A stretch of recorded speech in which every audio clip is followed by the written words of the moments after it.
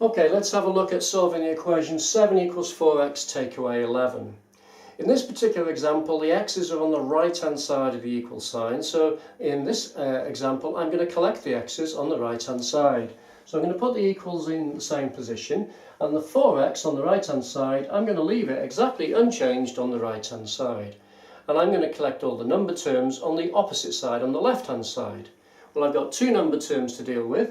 I've got the 7 and I've got the 11. It doesn't actually matter which one you write down first. I think I'll write down the 7 first.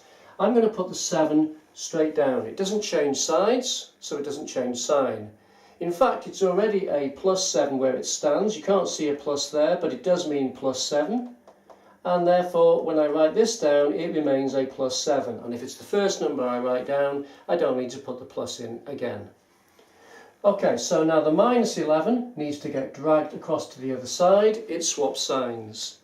It swaps signs because it's swapping from the right hand side to the left hand side, so it's swapped sides. So swap sides, swap signs. The minus 11 on the other side becomes a plus 11. So the first line is to say, right, if that is a true statement, then 7 plus 11 must be equal to 4x, must also be a true statement. We now tidy up things on the left hand side.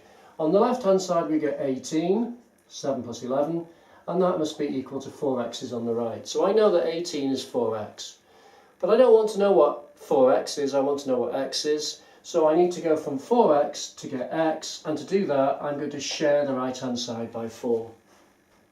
Well, remember, if you share one side by 4, to keep the equation like a seesaw balanced, you must share the other side by 4 as well. So I'm going to take the 18 and I'm going to share that by 4. Share that by 4, share that by 4, and we get the answer 18 share by 4. Now 18 share by 4 is not a nice answer. If you used a calculator you'd get an answer of 4.5, which would be fine. You're allowed to use a calculator if it's a calculator paper. But I'd prefer to leave the answer exactly as it is, as a fraction. It's a top-heavy fraction where the top number is bigger than the bottom number, 18 quarters. Just one small point though, if you're going to leave your answer as a fraction, just make sure that it's in its cancelled down form.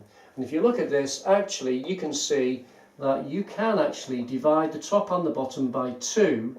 Share the top by 2, you get 9. Share the bottom by 2, you get 2. So the best answer for 18 quarters is 9 halves. They are the same thing. They look different, but they're the same thing. I've cancelled by sharing by 2 top and bottom. 9 halves. And obviously if you did 9 share by 2 on a calculator, you'd get the same answer, 4.5, as I mentioned earlier.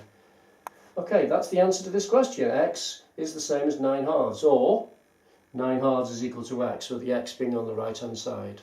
That's the end of this video.